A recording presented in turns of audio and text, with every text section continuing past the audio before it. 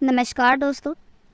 आज मैं आपको सुनाने जा रही हूँ, जब बेटा अपने बूढ़े माँ बाप को वृद्धाश्रम छोड़कर घर आया तो उसने संदूक में ऐसा क्या देखा कि उसके पैरों तले जमीन निकल गई। आज 75 वर्षीय मदन लाल जी अपने कमरे में गुमसुम से बैठे हुए हैं और लगातार बिस्तर पर लेटी अपनी जीवन संगनी कमला जी को निहारते जा रहे हैं। कमला जी दमे की बीमारी के कारण बेहाल पड़ी थी। बेबस तो स्वयं को मदन लाल जी भी बहुत ज़्यादा महसूस कर रहे थे। किसी बीमारी के कारण नहीं, बल्कि अपनों से ही सताए हुए। अपनी डायबिटीज़ की बीमारी से तो उनकी जंग जारी थी, परंतु अपनों का सामना कैसे करें उन्हें समझ नहीं आ रहा था। सोचने लगे कि इस उम्र में जब उन्हें अपने बच्चों की देखभाल की ज़रूरत है, वहाँ उन्हें अपनी बीमारी की भी देखभाल स्वयं ही करनी पड़ रही है।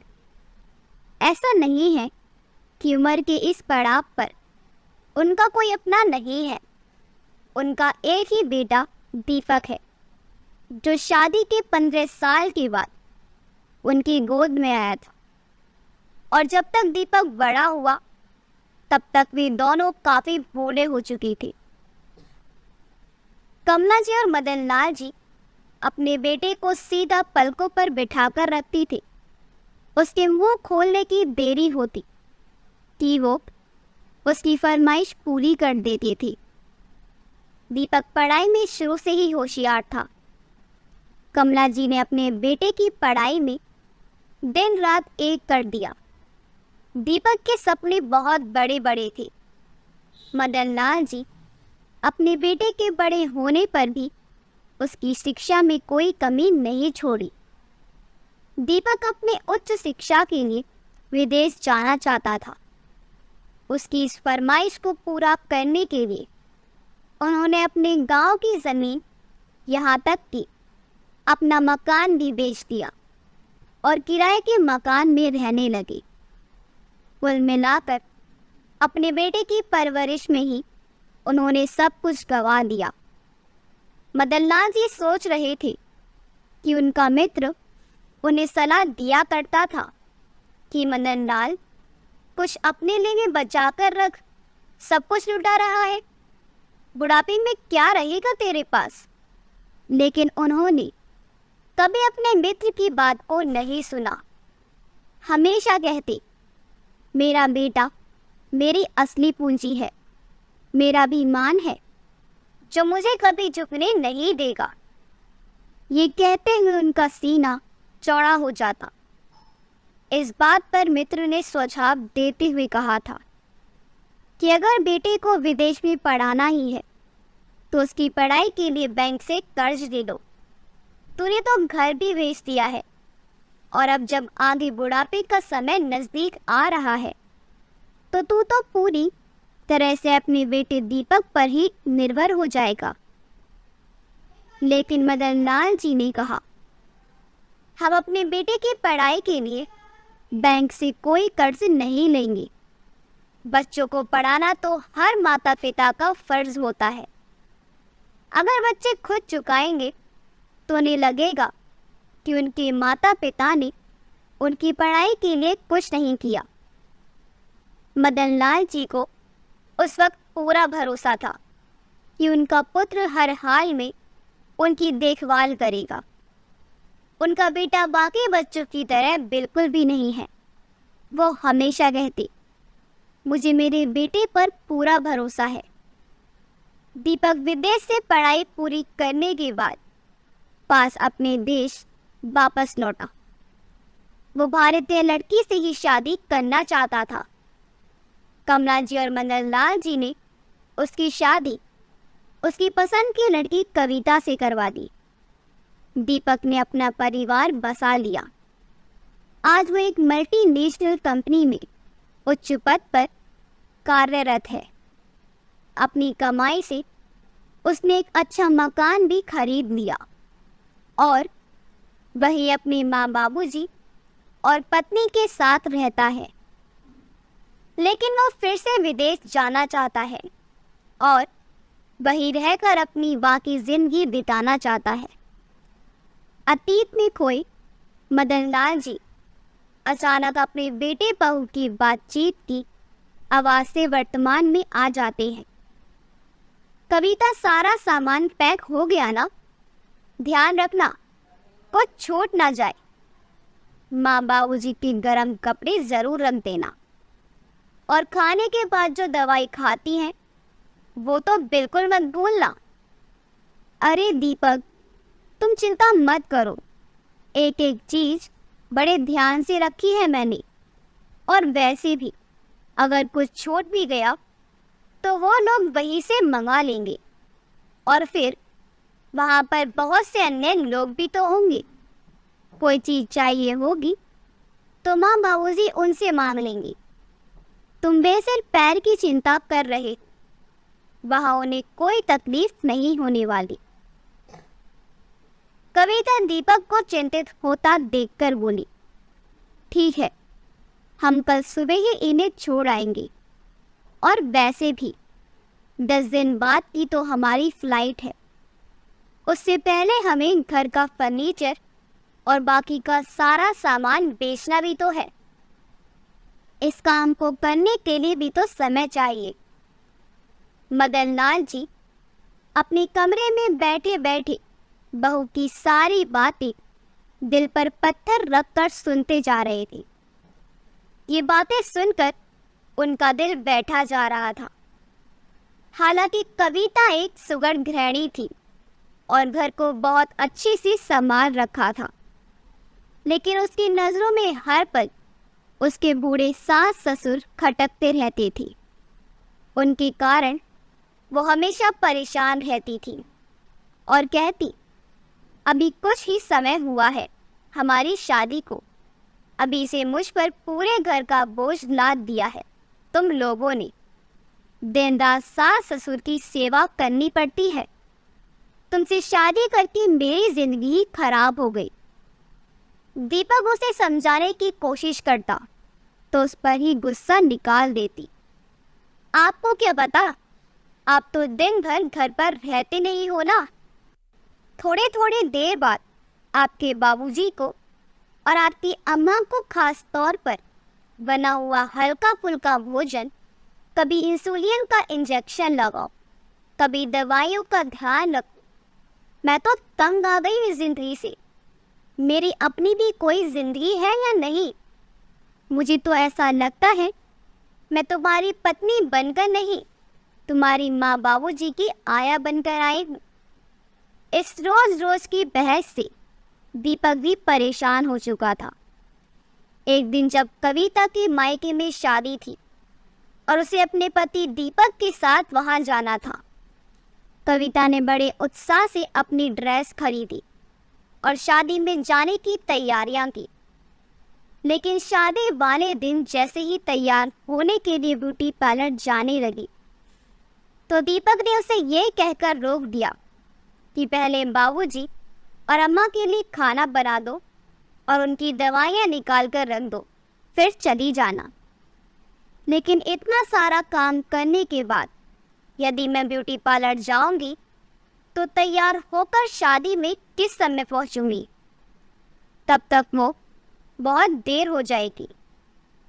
इन सब कामों में 1 घंटा निकल जाएगा। तुम उनके लिए बाहर से खाना ऑर्डर कर दो, तब तक मैं तैयार होकर आती हूँ, कविता ने कहा। दीपक बोला, कविता, मेरे माँ बाबूजी इस उम्र में बाहर का खाना नहीं खा सकते, तुम्हें पता है, फिर उनकी तबीयत खराब हो जाएगी। हम लोग शादी में थोड़ा देर से चली जाएंगे, कोई फर्क नहीं पड़ता, दीपक ने कहा। तो कविता तुनक पड़ी, मेरे मायके में शादी है इसलिए तुम्हें कोई उत्साह नहीं है। मेरी तो जिंदगी ही खराब हो गई है तुमसे शादी करके। अब किसी शादी में नहीं जाना है मुझे। मुझे लगता है कि यहाँ मैं तुम्हारी पत्नी बनकर नहीं, तुम्हारी अम्मा बाबूजी की नर्स बनकर आई हूँ।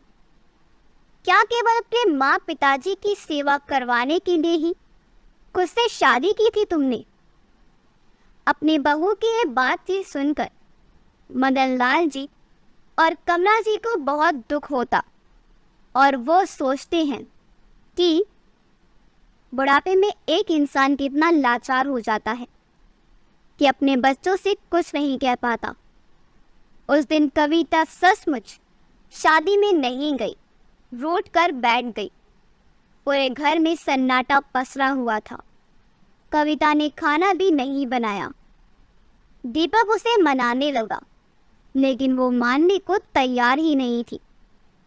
तुम अपने माँ बाबूजी को किसी के वृद्धाश्रम में क्यों नहीं छोड़ देती हो? वो गुस्से में बोली तो दीपक भड़क गया। ये तुम क्या कह रही हो? मैं ही तो उनका एकमात्र सहारा हूँ। ये लोग बूढ़े हैं, बीमार हैं, लाचार हैं, और तुम मुझे उन्हें छोड़ने को कह रही हो? भला कोई बेटा कभी ऐसा भी करता है? ये समाज, पड़ोसी और रिश्तेदार क्या कहेंगे? सब लोगों की, रिश्तेदारों की, इस समाज के लोगों और पड़ोसियों की सोच की बहुत चिंता है। लेकिन जिससे शादी करके लाए हो, कभी उसके बारे में सोचा है? शादी के बाद हम कहीं घूमने तक नहीं गए, किसी रिश्तेदार के यहाँ नहीं गए। मुझे बताओ, कभी मुझे फिल्म दिखाने के लिए भी लेकर गए हो क्या? जब से आई हूँ बस तुम्हारे माता पिता की सेवा करती जा रही हूँ, बस। अब और बर्दाश्त नहीं होता मुझे। उन दोनों से मुक्ति चाहिए, नहीं तो संभालो अपना घर। मैं जा रही हूँ अपने मायके, और याद रखना फिर कभी नहीं आऊँगी। कविता की बातें सुनकर दीपक चुप हो गया। उसने कुछ कहते नहीं बन पा रहा था। फिर कविता बोली, एक काम क्यों नहीं करते? तुम विदेश में नौकरी ढूंढ लो, और तुम्हारी नौकरी मिलते ही हम दोनों वहां चले जाएंगे। तब तक हम इन दोनों के लिए भी रहने का दूसरा इंतजाम कर लेते हैं। कविता अपने विचार बताते हुए मुस्कुराने लगी। अगले दिन हमेशा की तरह दीपक अपने ऑफिस चला गया, और जब मेल पर आया मैसेज चेक किया तो उसकी आंखों में चमक आ गई और खुशी से झूम उठा। कविता, मेरी विदेश में बहुत अच्छी नौकरी लग गई है। कंपनी वाले बहुत बड़ा पैकेज दे रहे हैं। अब हमारे सारे सपने पूरे हो जाएंगे। फोन पर बात करते हुए दीपक ने कविता को खुशखबरी दी तो उसका चेहरा खिल उठा। वो ये सोचकर खुश थी कि अब उसे अपने सास ससुर की सेवा करने से मुक्ति मिल जाएगी। अब वो अपना जीवन स्वतंत्रता के साथ जिएगी और जो चाहे करेगी। शाम के समय दीपक अपनी नौकरी लगने की खुशी में मिठाई का डिब्बा लेकर आया। जैसे ही अपने माँ बाबूजी के कमरे में गया तो देखा कि पिताजी कमरे में नहीं थे, शायद बाथरूम में गए थे, और उसकी माँ जोर जोर से खांस रही थी और धीरे से उठकर अपने पास रखी बोतल में से गिलास में पानी डालने लगी। पीते समय थोड़ा पानी उनके गले में गया और बाकी का पानी उनके कपड़ों पर गिर गया। दीपक जानता था कि उसकी माँ की उम्र अधिक होने के कारण उसके हाथ पानी पीते वक्त कांप जाते थे। ये देखकर दीपक बोला, माँ, इतनी खांसी आ रही थी तो कविता से गर्म पानी मांग लिया होता। कमला जी मन ही मन में सोचने लगी कि पहले ही उसका पारा हम लोगों पर चढ़ा रहता है, और अब अगर गर्म पानी भी मांग लेती तो वो गुस्से में आग बबूला भी हो जाती। लेकिन बेटा बहू में झगड़ा ना हो, यही सोचकर कमला जी चुप रह गई। फिर पंखे की तरफ देखती हुई बोली, बेटा, कल रात को हम लोग बिल्कुल नहीं सो पाए। ये पंखा बहुत आवाज़ कर रहा है, ना जाने क्या हुआ है। कल तेरे ऑफिस की छुट्टी है ना? कल ही तो पंखे को ठीक करवा देना ताकि हम लोग रात को चैन से सो पाएं। और बेटा, मेरी और तेरे बाबूजी की दवाइयाँ भी ख़त्म हो गई हैं, वो भी ला देना। अपनी माँ की हालत देखकर दीपक परेशान सा हो गया। उसे समझ नहीं आ रहा था कि जो विदेश में नौकरी की खुशखबरी लेकर वो आया था, वो अपनी माँ को कैसे बताए। उसके मुंह से शब्द नहीं निकल पा रहे थे। इतने में कविता कमरे में आई और बोली, माँ जी, जो दवाइयाँ मंगवा ली है 1 महीने की इकट्ठी मंगवा लीजिए, और अब ये पंखा ठीक करवाने की कोई ज़रूरत नहीं पड़ेगी। बहू की बात सुनकर कमला जी हैरान रह गई। प्रश्न भरी नज़रों से उसकी ओर देखने लगी। तो बहू बोली, अरे माँ जी, इन्होंने आपको बताया नहीं क्या?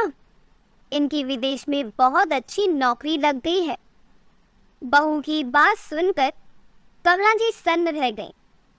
मदन लाल जी भी कमरे के दरवाजे पर खड़े हुए जड़बत रह गई। उनकी आंखों में खुशी के आंसू भी आ गए और गम के भी। अपने बेटे की प्रगति को देखकर वे दोनों खुश थे, लेकिन उनसे दूर होने का गम भी उन्हें सताने लगा।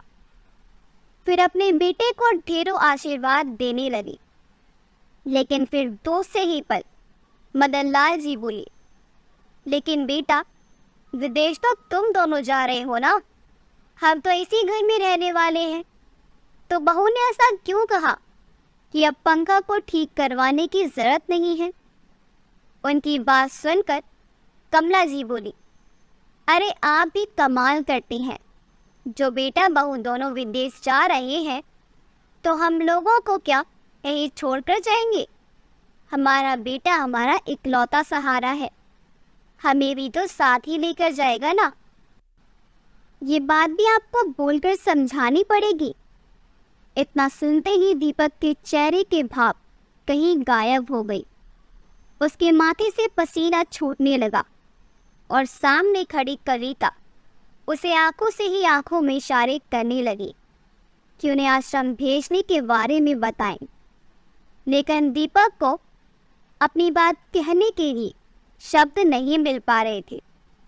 उधर मदन लाल जी अपने बेटे बहू की चुप्पी देखकर तुरंत समझ गए कि उन दोनों के दिमाग में क्या चल रहा है। वो, बाबूजी, मैं ये कह रहा था कि अगर आप दोनों।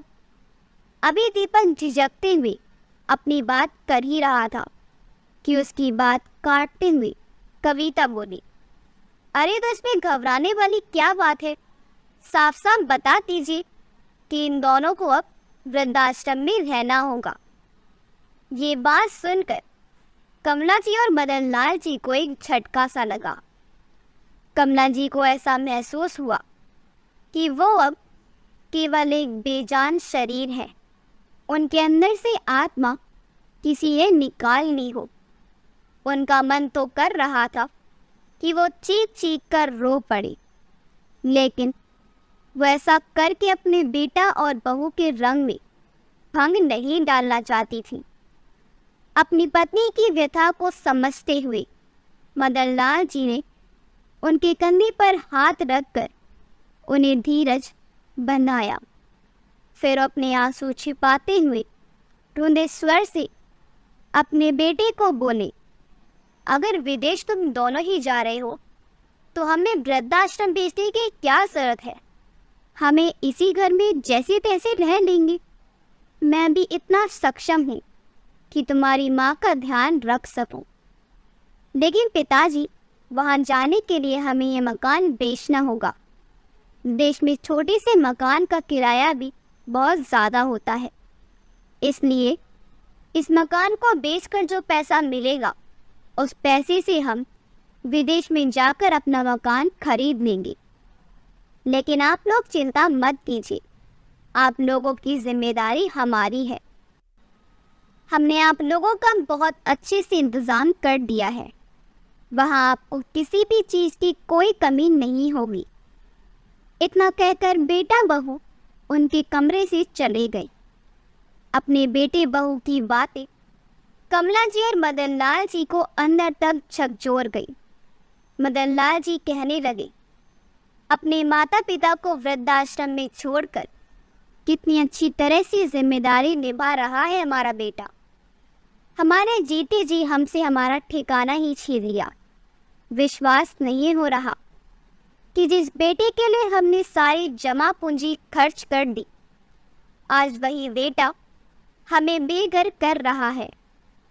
इस पर कमला जी रोते हुए बोली, ऐसे बेटे से तो हमारी गोद सूनी ही रहती तो ज़्यादा अच्छा था।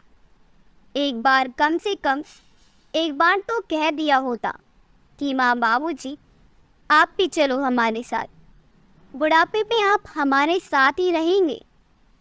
लेकिन उसे तो अपना भविष्य बनाना है, फिर चाहे उसके लिए उसे अपने माँ बाप की कुर्बानी ही क्यों ना देनी पड़े। अपने बेटे बहू की बातें सुनकर मदन लाल जी और कमला जी को एहसास हो चुका था कि इस उम्र में भी बूढ़ी आंखों को बहुत कुछ देखना भी बाकी है।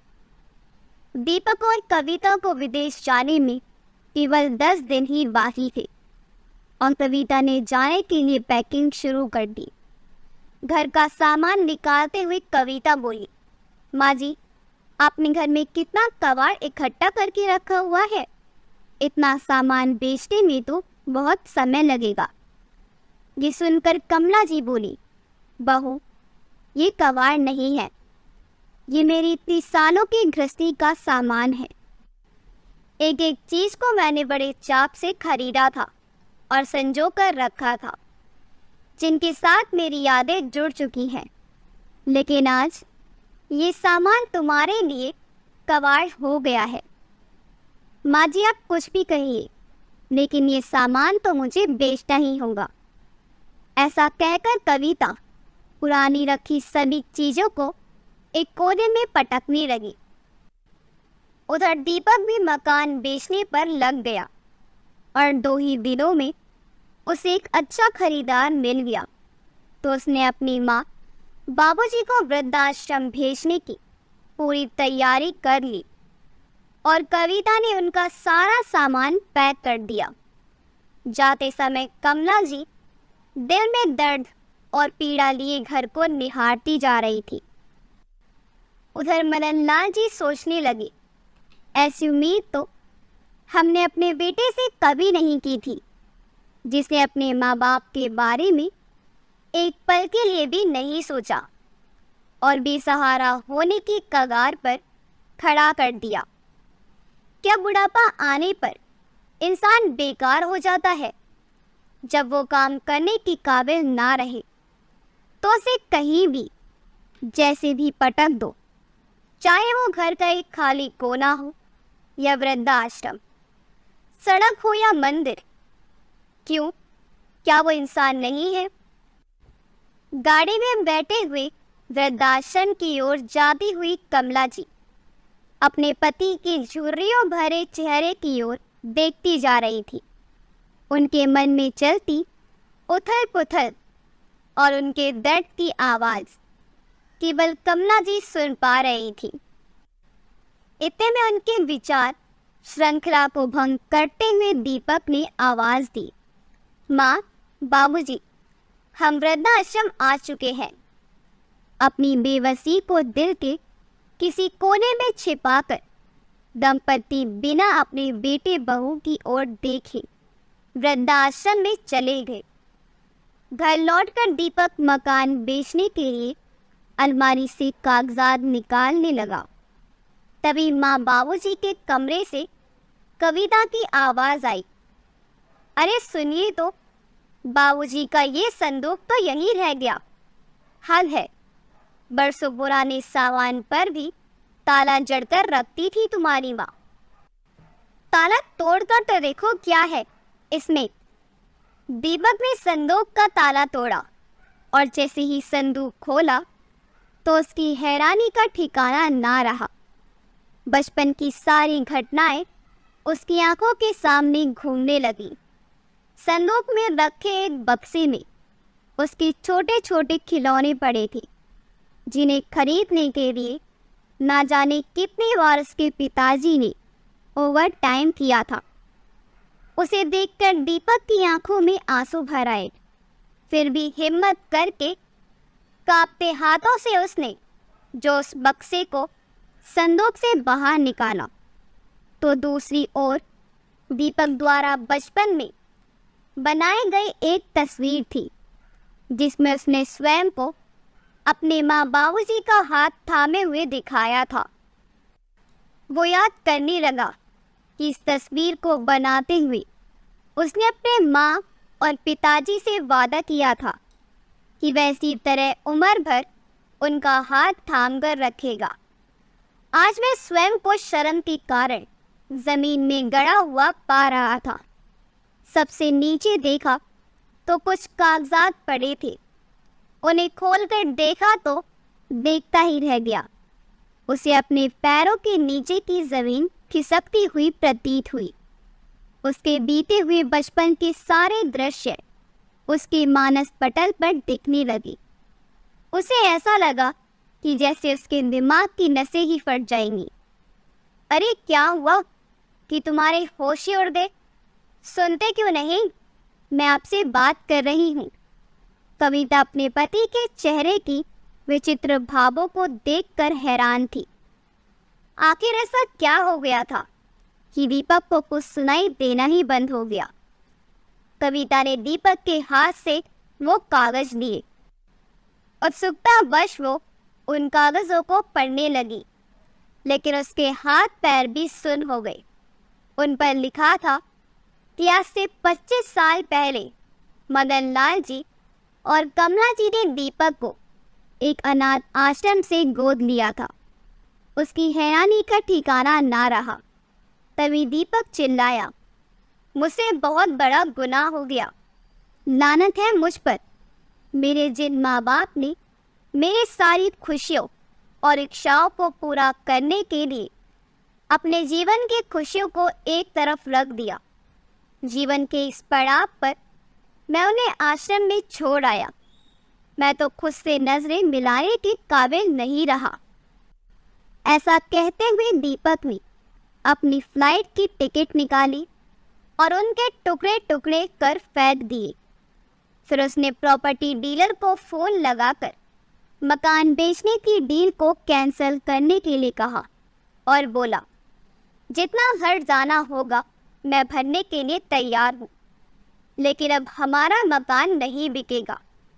कविता खड़ी हुई बड़ी हैरानी से दीपक की बातें सुनती जा रही थी। तभी दीपक उसके पास आया और बोला, अगर तुम्हें मेरे माँ बाबूजी का साथ पसंद नहीं है तो जहाँ तुम्हारा दिल करे तुम जा सकती हो, क्योंकि मैं अपने माँ बाबूजी को वापस लाने के लिए जा रहा हूँ। ऐसा कहते हुए दीपक अपनी गाड़ी स्टार्ट करके वृद्धाश्रम की ओर निकल गया। कविता आंखों में आंसू लिए उसे देखती रह गई। अगर आपको हमारी कहानी अच्छी लगी हो तो हमारी वीडियो को लाइक करें, शेयर करें और हमारे चैनल योगी वॉइस को सब्सक्राइब कर दें। मिलते हैं अगली वीडियो में। आपका बहुत बहुत धन्यवाद।